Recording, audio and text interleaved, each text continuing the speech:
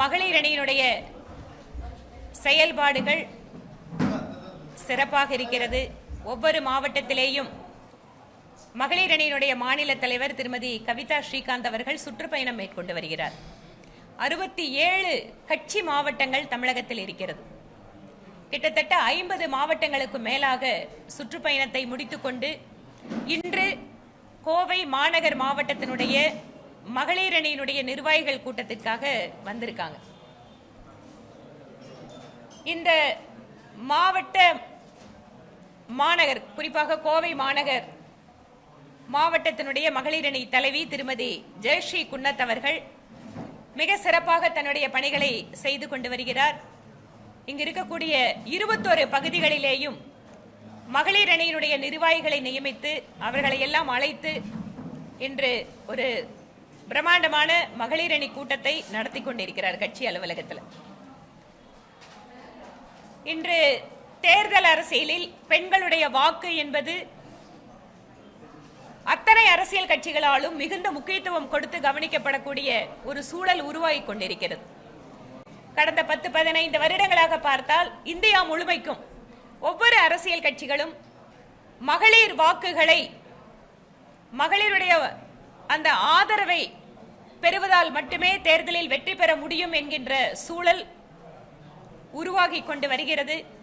நானுமே அகில இந்திய அளவில் பல்வேறு மாநிலங்களில் நடைபெற்ற தேர்தல்களில் பெண்களுடைய வாக்கு என்பது தேர்தலுடைய வெற்றி தோல்வியை நிர்ணயிக்கக்கூடிய இடத்தில் இருந்து கொண்டிருக்கிறது.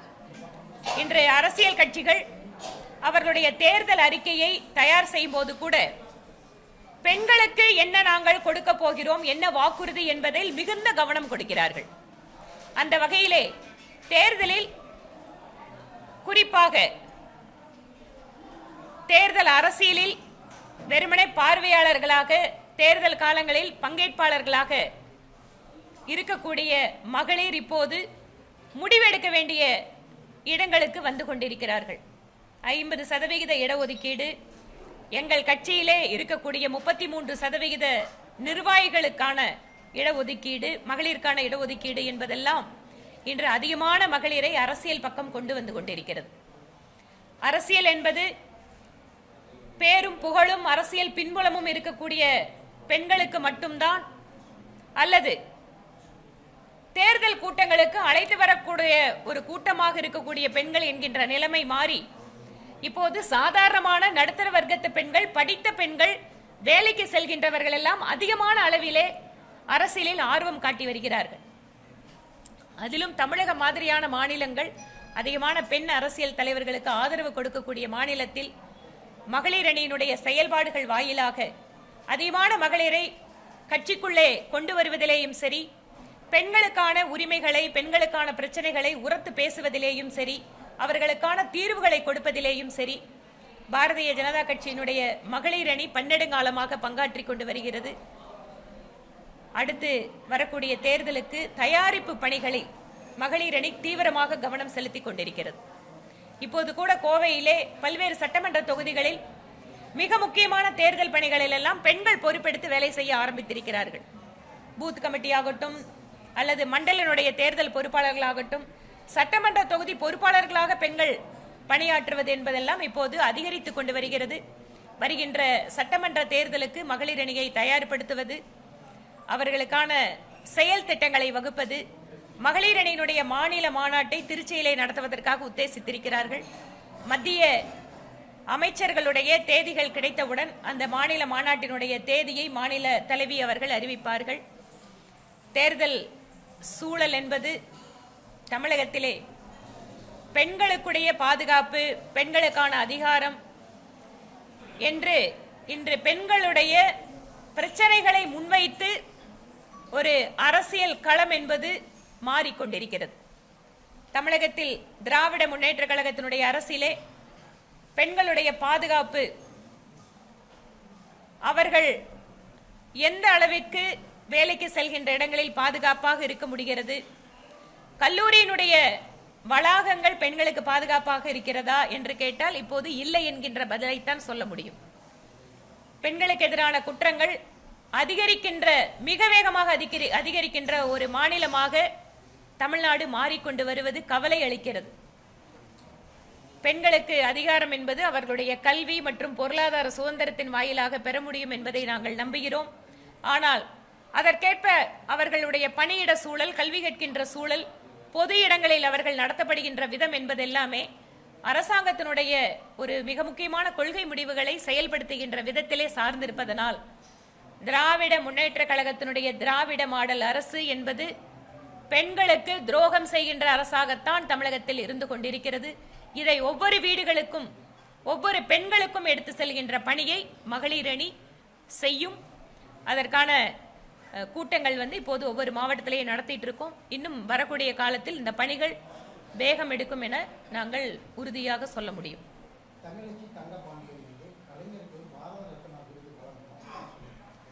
தமிழகத்தில் பல்வேறு நபர்களுக்கு பாரத ரத்னா வழங்கப்பட வேண்டும் அப்படிங்கிற கோரிக்கை கொடுத்துட்டு தான் இருக்காங்க. அது விவசாயத்துறை, விஞ்ஞானத்துறை, இந்த மாதிரி நிறைய இடங்கள் இருக்கு. அவங்களோட கோரிக்கை மத்திய அரசு தேவைப்படும் என்றால் அது பரிசீலிப்பாங்க.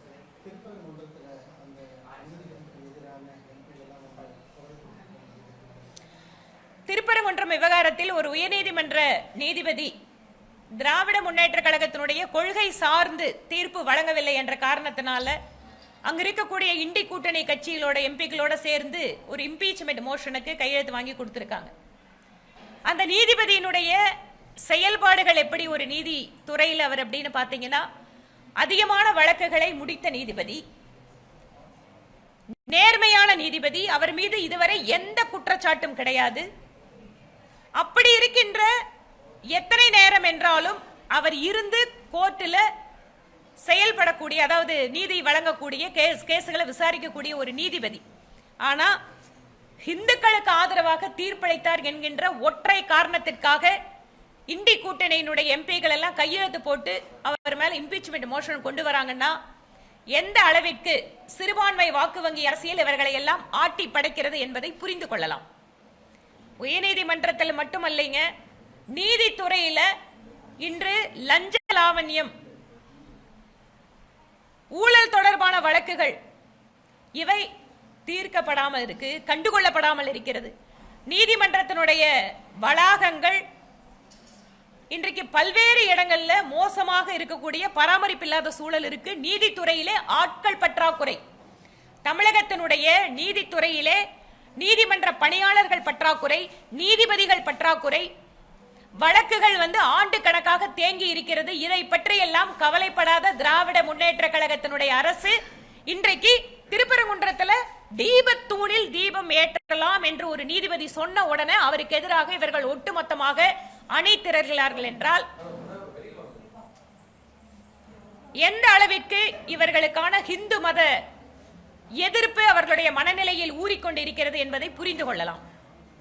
நேற்று பாராளுமன்றத்தில் பேசிய உள்துறை அமைச்சர் அவர்கள் இதை பற்றி குறிப்பிட்டும் இருக்கிறார்.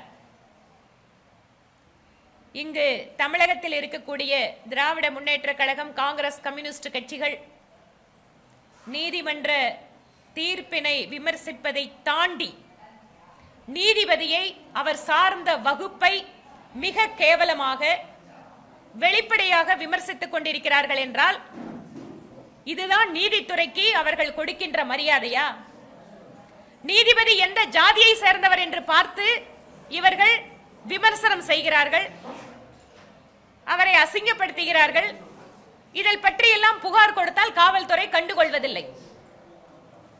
நீதித்துறையை இதைவிட மோசமாக மிரட்டுவதற்கு வேற யாரும் இந்த மாதிரி பண்ண மாட்டாங்க. ஆனா இப்படியெல்லாம் நீதித்துறையை வளைத்து விடலாம், நீதித்துறைக்கு ஒரு அச்சுறுத்தலை கொடுக்கலாம் என இண்டி கூட்டணி கட்சியினர் நினைப்பதால் தான் இந்த மாதிரி இம்பீச்மெண்ட் மோஷனை, நம்ம ஊர்ல பழமொழி சொல்லுவாங்களே, கிடக்கிறதெல்லாம் கிடக்கட்டும்,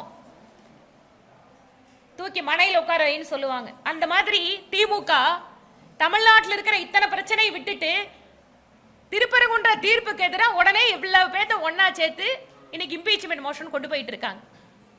இங்க தமிழ்நாட்டில் சட்டம் ஒழுங்கு பிரச்சனை, பெண்களுக்கு அடுக்கக்கூடிய பாதுகாப்பு சம்பந்தமான பிரச்சனை, நிர்வாகத்தில் இருக்கக்கூடிய ஊழல், அமைச்சர்களுக்கு மேலான ஊழல் குற்றச்சாட்டுகள், இந்த வேகத்தை இங்க நம்ம தமிழ்நாட்டில் இருக்கக்கூடிய அமைச்சர், உள்ளாட்சி நிர்வாகத்துறை அமைச்சர் திரு கே நேரு அவர்கள் மீது எஃப்ஐஆர் தாக்கல் பண்ணி அதை பத்தி விசாரிக்கிறதுக்கு திமுக கவர்மெண்ட்டுக்கு நேரம் இல்லை. ஆனா இம்பீச்மெண்ட் மோஷனுக்கு உடனடியே எல்லாரும் ஒன்னா சேர்றாங்க. மக்கள் இதெல்லாம் தமிழகத்து மக்கள் பார்த்துட்டு தான் இருக்காங்க. இதை எல்லாவற்றையும் ஒவ்வொரு வீட்டிற்கும் எடுத்து செல்வதற்கு எங்கள் மகளிர் அணியும் இப்ப தயாரா இருக்கு. திருப்பி நேசராஜ் தானே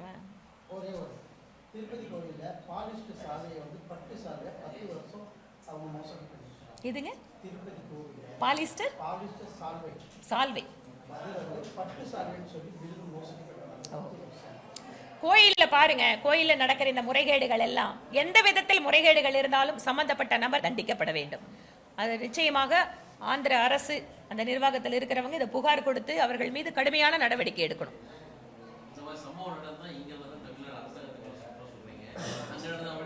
நடவடிக்கை எடுக்கணும்னு சொல்றேங்க. அதுதான் சொல்றேன், ஆந்திர அரசு நடவடிக்கை எடுக்கணும்னு சொல்றேன். தப்பு பண்றவங்க மேல நடவடிக்கை எடுக்க சொல்றேங்க. நான் ஆந்திர அரசு இல்லைங்க நாங்க தப்பு பண்ணலன்னு சொல்லலையே, நடவடிக்கை எடுக்கணும், தண்டனை கொடுக்கணும்னு சொல்றேன். தமிழ்நாட்டில் இன்சிடென்ட் நடந்தா தமிழ்நாட்டில் இருக்கக்கூடிய கவர்மெண்ட் எங்க நடவடிக்கை எடுக்கலன்னு தாங்க முதலமைச்சரை குற்றச்சாட்டணும். இப்போ உங்க ஆபீஸ்ல ஒருத்தர் தப்பு பண்றாரு, இப்பதானே நம்மளுக்கு விஷயம் வெளியில வருது, அதனால உடனடி நடவடிக்கை எடுக்க சொல்றோம். வேற கேள்விங்க? கூட்டணி எங்களோட நல்லதாங்க இருக்கு, ஒரு பிரச்சனை இல்லைங்க. ஏதோ ஒன்று வர மாதிரியே இல்லை. நாங்க கூட்டணிக்காரங்க, அப்பப்போ பாக்குறோம், பேசுறோம், எல்லாத்தோட டின்னர் சாப்பிடுறோம், லஞ்ச் சாப்பிடுறோம், நல்லபடியா ரிலேஷன்ஷிப் இருக்குங்க, எந்த பிரச்சனையும் இல்லை.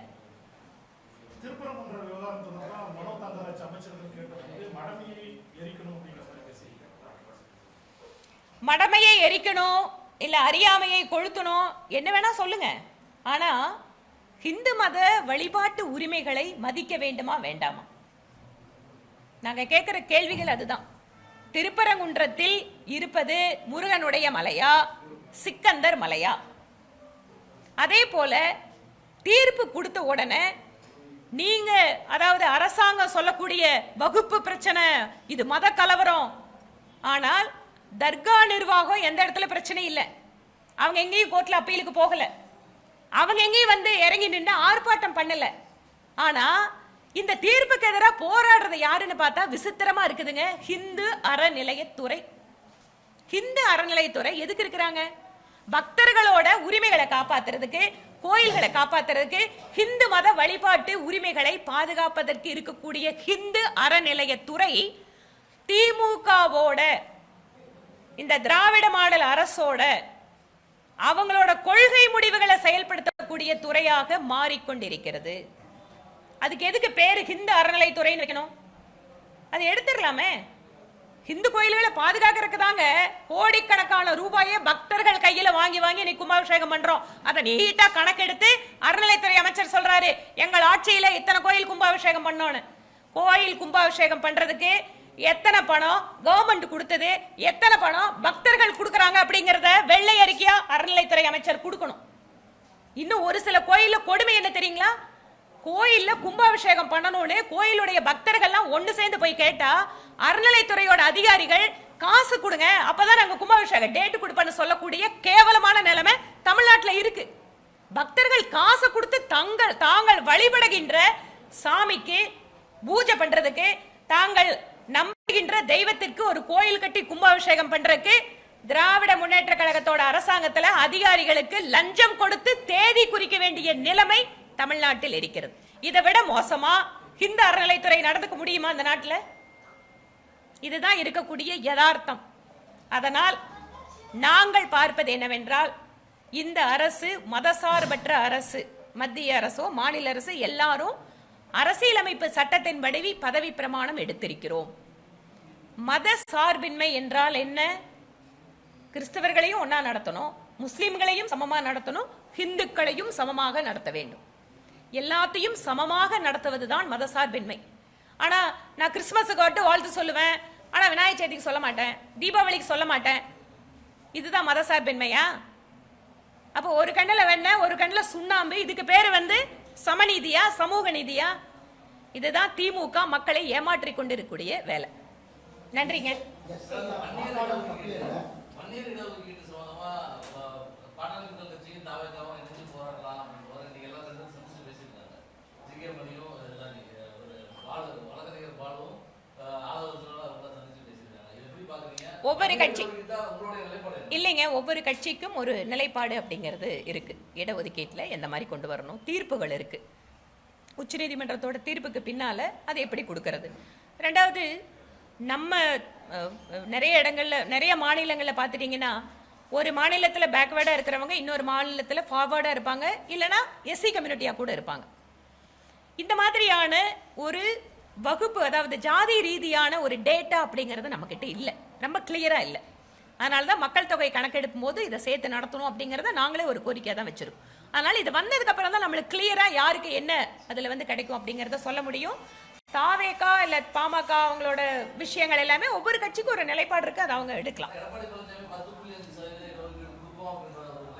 அதுதானே அவர் தானே அறிவிச்சாரு, அவர் தானே அதை கொண்டு வந்தாரு, கொண்டு வந்தவரே அவர் தானே.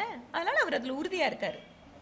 எஸ்ஐஆர் மூலம் வாக்காளர் பட்டியலில் நீக்கப்பட்ட பெண்கள் மீது சமையலறை கருவிகள் கொண்டு வந்து போராடணும்னு சொல்லி தான் மம்தா பானர்ஜி. அதாவதுங்க 11ஆம் தேதி வரைக்கும் நீட்டிச்சாங்க. யாராவது போய் பெண்களை நீங்க வந்து ஃபார்ம் வாங்கக்கூடாதுன்னு சொன்னாங்களா? இல்ல பெண்களா இருந்தா நாங்க பதிவு பண்ண மாட்டோம்னு சொன்னாங்களா? மம்தா பானர்ஜிக்கு வந்து இப்ப இன்னும் ஒரு பதற்றம் வந்திருக்குன்னா, மேற்கு வங்காளத்துல இதுவரைக்கும் அவர்களுடைய தேர்தல் வெற்றி என்பது இந்த நாட்டினுடைய வாக்காளர்களை வைத்து பெற்ற வெற்றி அல்ல. நானே பெங்காலுக்கு தொடர்ச்சியா போயிட்டு இருக்கேன், எலெக்ஷன் கேம்பெயினும் பார்த்துட்டு இருக்கேன். கிட்டத்தட்ட பார்டர் டிஸ்ட்ரிக்ட்ல இருக்கக்கூடியவங்கள்ல எத்தனை பேர் இந்திய நாட்டவர்கள் அப்படிங்கறதே கேள்விக்குறியா இருக்கு. இன்று எஸ்ஐஆர் வாயிலாக உண்மையான இந்திய நாட்டினுடைய வாக்காளர்கள் பதிவு செய்யப்படுகிறார்கள். இது யாருக்கு பதற்றத்தை ஏற்படுத்துகிறது? யாரெல்லாம் 2 இடத்துல வாக்கு வச்சுட்டு ஏமாத்திட்டு இருந்தவங்க, இல்ல இறந்த வாக்காளர் பேர்ல ஓட்டு போட்டவங்க, கள்ள ஓட்டு போட்டவங்க, இந்த கள்ள ஓட்டுனால ஜெயிச்ச அரசியல் கட்சிகள் எல்லாம் தான் இதை எதிர்க்கிறாங்க. உண்மையான வாக்காளர்கள் இந்த பட்டியலில் இடம்பெறணும் அப்படின்னு மத்திய அரசு நினைக்கிறதால தான் இந்த எக்ஸசைஸே தேர்தல் கமிஷனுக்கு ஒத்துழைப்பு கொடுத்து நடத்துது. அதனால இன்றோடு இன்னைக்கு வந்து அந்த எஸ்ஐஆரினுடைய முதல் கட்ட பணிகள் நிறைவடைகிறது.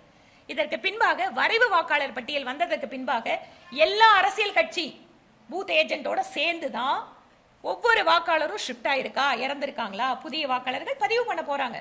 வெளிப்படைத்தன்மையோடு நடக்கின்ற இந்த எக்ஸசைஸ்ல பொதுமக்களும் அதிக அளவில் பங்கேற்க வேண்டும் என்பது எங்கள் கோரிக்கை. நன்றிங்க. 13 years of trust, a revolution of gratitude, 100% assured appreciation. With gratitude, G Square oda 13th year anniversary offer plot villa apartment எது புக் பண்ணாலும் 25 வருஷத்துக்கு பவர் இருக்கும், ஆனா EB bill இருக்காது. Up to 5 kilowatt solar panels with no additional cost ஓட கிடைக்கும். Zero EB revolution. To book, call 8939710009.